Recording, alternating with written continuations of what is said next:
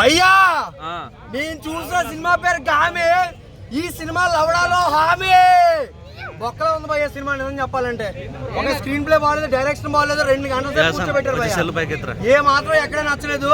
చెప్పింది స్టోరీనే తిరుగుతూ ఉంటారు, సినిమా చుట్టూనే తిరుగుతూ ఉంటారు భయ్యా. ఆ సినిమా ఏంటంటే అది హీరో అర్థం కాదు, హీరోయిన్ అర్థం కాదు బాబు, మధ్యలో గేమ్ చూపిస్తారు భయ్యా సినిమాలోనే.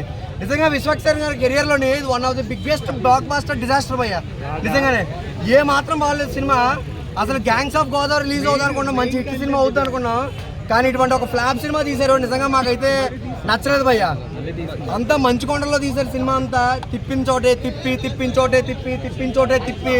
నిజంగా చాలా అసలు మాకైతే ఏమాత్రం నచ్చలేదు. నిజంగా పెట్టిన టికెట్కి డబ్బులు అయితే వేస్ట్ పోయాను నన్ను అడిగితే.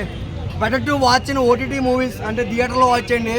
అంత ఇటువంటి సినిమా చూడాలనుకుంటే ఓకే, కానీ కొన్ని విజువల్స్ వరకు ఓకే బాగుంది, కొన్ని విజువల్స్ వరకే బాగున్నాయి. లేదంతా పెద్ద ఏం లేదు సినిమా. సో ఎవడో రిస్కులు చేసుకొని మరి సినిమాకి వెళ్ళొద్దండి నిజం చెప్పాలంటే. ఓటీటీ వచ్చే వరకు వెయిట్ చేయండి, డబ్బులు మాత్రం వేస్ట్ చేయొద్దు. అంటే గామి అంత వరస్ట్గా ఉంది అంటున్నారా?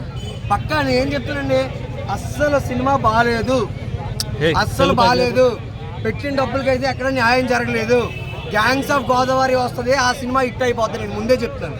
అంతేగాని ఈ సినిమా పెద్ద ఏం లేదు. అంటే చౌదరి గారి రోల్ కూడా పెద్ద ఏం లేదండి సినిమాలోని. బీజిఎం ఒకటి లాక్కొచ్చిన సినిమా అంతే, అంత మించి ఇంకా సినిమా అంత పెద్ద అనిపించలేదు.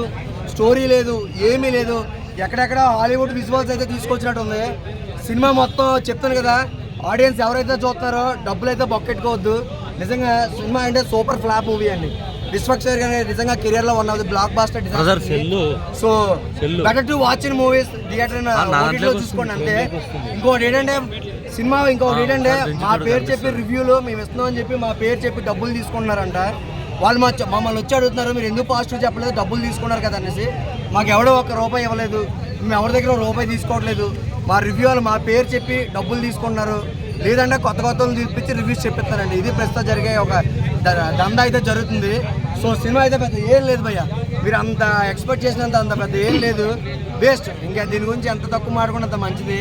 సినిమా మొత్తం అంతే ఆ మంచు కొండలే చూపిస్తారు, మాట్లాడితే ఆ మంచు కొండలు అంతే అండి. వ్యవచారాలు బంచిక్లు సినిమా మొత్తం. స్టోరీ లేదు, ఏమీ లేదు. లాస్ట్ లో బాలయ్య బాబు వచ్చాడు కదా, ఎలా అనిపించింది? బాలయ్య బాబు ఎక్కడండి? సింహం ఏం లేదు, ఉత్తరే. బాలయ్య బాబు లేదు, ఏ బాబు లేదండి. అర్థమైందా?